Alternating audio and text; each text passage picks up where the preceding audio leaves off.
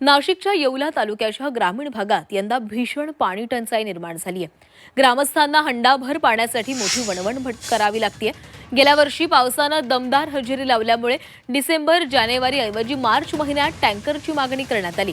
मात्र उन्हाच्या वाढत्या कडाक्यामुळे विहिरींनी आताच तळ गाठल्यानं मार्च महिन्यापासूनच अनेक गावांमध्ये टँकर सुरू करण्यात आलेले आहेत। तालुक्यातील पन्हाळ साठे गावामध्ये शासनाच्या वतीनं टँकरद्वारे पाणी पुरवठा केला जात असून महिलांना पाण्यासाठी तासनतास प्रतीक्षा करावी लागते।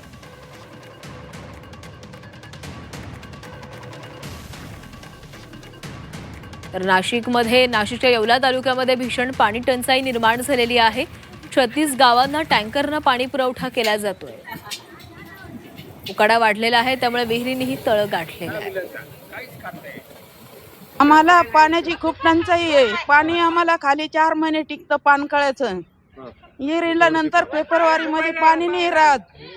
शासनाकडे पाणी मागणी करतो आम्ही। आम्हाला पाण्याचा खूप दुष्काळ आहे। आता टँकर चालू झाला तर मग पाण्याचं आताशी बरं आहे, नाही तर आम्हाला लांबून पाणी आणावं लागत होतं।